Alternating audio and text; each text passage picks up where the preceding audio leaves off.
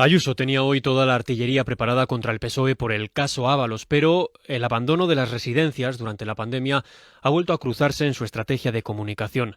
La presidenta madrileña ha llegado a desmentir hoy la existencia de los llamados protocolos de la vergüenza, los que prohibían que los mayores enfermos con COVID fueran trasladados de las residencias a los hospitales. Un protocolo que no existió en Madrid, que era un borrador falso, que se filtró, un borrador que se filtró, que nunca se aplicó. Esto ha dicho Ayuso hoy en la COPE. Pero esto otro es lo que recoge una de las actas de la Policía Municipal adelantadas por la SER en Madrid, en palabras de la directora de una residencia. Si hubieran podido derivar a los mayores a los hospitales, no habría habido tantos muertos. En esta residencia concreto hubo 33. Hay más testimonios. Alberto Reyero, consejero de Políticas Sociales del gobierno de Ayuso cuando estalló la pandemia, contó cómo se llevó las manos a la cabeza cuando los leyó por primera vez. Carlos Mur fue el alto cargo del gobierno regional que firmó esos protocolos y le dijo a un juez que en un contexto de catástrofe como la pandemia había que aplicar protocolos que tratasen al paciente donde más pudiera beneficiarse de dicho tratamiento. Pero es que la propia Ayuso reconoció de manera implícita su existencia el otro día en la Asamblea. Había muertos en todas partes, en las casas, en los hospitales, en las residencias, todo colapsado. ¿Y sabe lo que sucedía también? Que mucha gente mayor, cuando iba a las residencias, a los hospitales, también fallecía.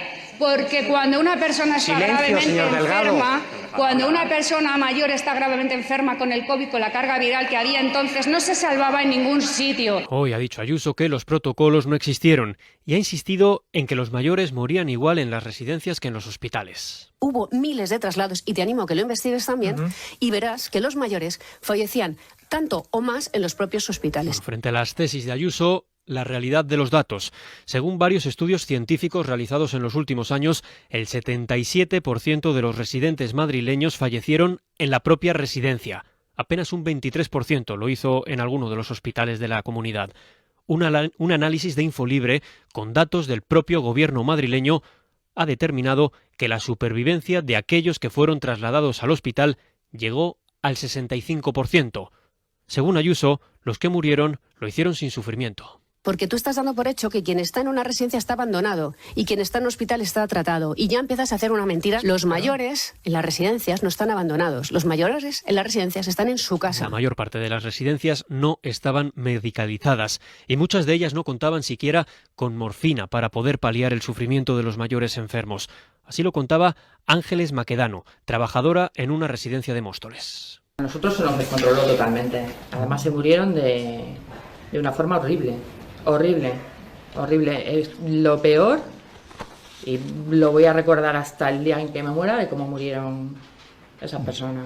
Ahogadas, asfixiadas, deshidratadas, por falta de atención médica. Venían de la funeraria y se los llevaban directamente. Ya no es que le diera la mano, sino que no teníamos ni siquiera un mórfido para ponerle para que se relajaran y se fueran tranquilos. Es que se morían agarrados a las barandillas de la cama, intentando respirar. Y hay más.